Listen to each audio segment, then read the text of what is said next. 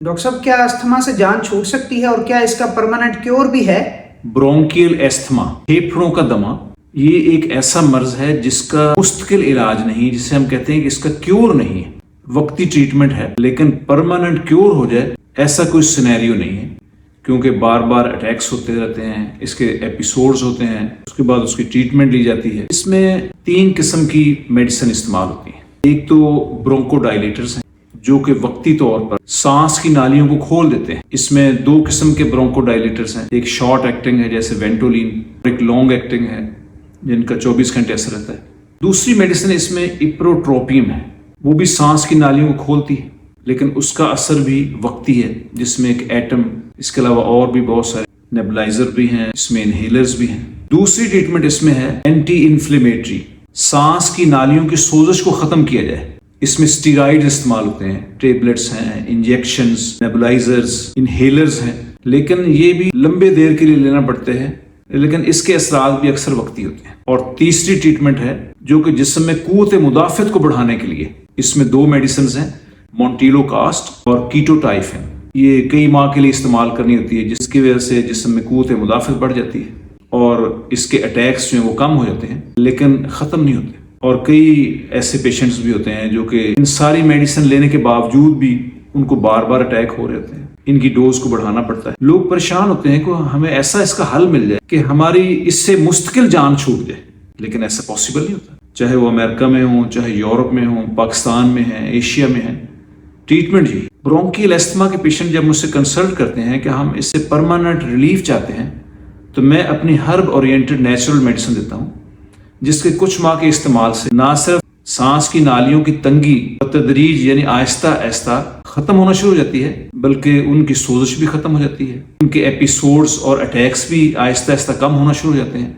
और इसके कुछ माह के इस्तेमाल से ब्रोंकियल एस्थमा के अटैक्स में और एपिसोड्स में नुमायाँ कमी आनी शुरू हो जाती है। पेशेंट की क्वालिटी ऑफ लाइफ भी इम्प्रूव हो जाती है, उसकी मेडिसिन पर डिपेंडेंसी भी खत्म होनी शुरू हो जाती है और पेशेंट एक नॉर्मल लाइफ गुजारना शुरू कर देते हैं।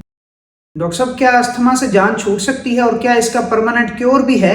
ब्रोंकियल एस्थमा, फेफड़ों का दमा, ये एक ऐसा मर्ज है जिसका मुस्तकिल इलाज नहीं, जिसे हम कहते हैं कि इसका क्योर नहीं है, वक्ती ट्रीटमेंट है, लेकिन परमानेंट क्योर हो जाए ऐसा कोई सिनेरियो नहीं है, क्योंकि बार बार अटैक्स होते रहते हैं, इसके एपिसोड्स होते हैं, उसके बाद उसकी ट्रीटमेंट ली जाती है। इसमें 3 किस्म की मेडिसिन इस्तेमाल होती है। एक तो ब्रोंकोडायलेटर्स हैं जो कि वक्ती तौर पर सांस की नालियों को खोल देते हैं। इसमें 2 किस्म के ब्रोंकोडायलेटर्स हैं, एक शॉर्ट एक्टिंग है जैसे वेंटोलिन, एक लॉन्ग एक्टिंग है जिनका 24 घंटे असर रहता है।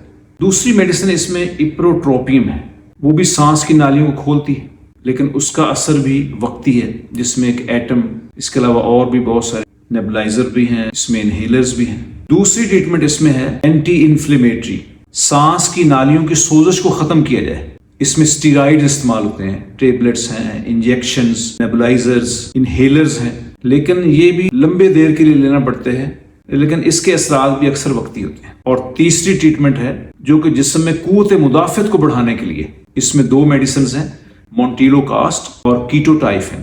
ये कई माह के लिए इस्तेमाल करनी होती है, जिसकी वजह से जिस्म में कुव्वत मुदाफ़त बढ़ जाती है और इसके अटैक्स जो हैं वो कम हो जाते हैं, लेकिन ख़त्म नहीं होते। और कई ऐसे पेशेंट्स भी होते हैं जो कि इन सारी मेडिसिन लेने के बावजूद भी उनको बार बार अटैक हो रहे होते हैं, इनकी डोज को बढ़ाना पड़ता है। लोग परेशान होते हैं कि हमें ऐसा इसका हल मिल जाए कि हमारी इससे मुस्तकिल जान छूट जाए, लेकिन ऐसा पॉसिबल नहीं होता। चाहे वो अमेरिका में हो, चाहे यूरोप में हो, पाकिस्तान में है, एशिया में है, ट्रीटमेंट यही। ब्रोंकियल एस्थमा के पेशेंट जब मुझसे कंसल्ट करते हैं कि हम इससे परमानेंट रिलीफ चाहते हैं, तो मैं अपनी हर्ब ओरिएंटेड नेचुरल मेडिसिन देता हूँ, जिसके कुछ माह के इस्तेमाल से ना सिर्फ सांस की नालियों की तंगी तदरीज यानी आहिस्ता आहिस्ता खत्म होना शुरू हो जाती है, बल्कि उनकी सोजश भी खत्म हो जाती है, उनके एपिसोड्स और अटैक्स भी आहिस्ता आहिस्ता कम होना शुरू हो जाते हैं। और इसके कुछ माह के इस्तेमाल से ब्रोंकियल एस्थमा के अटैक्स में और एपिसोड्स में नुमायाँ कमी आनी शुरू हो जाती है।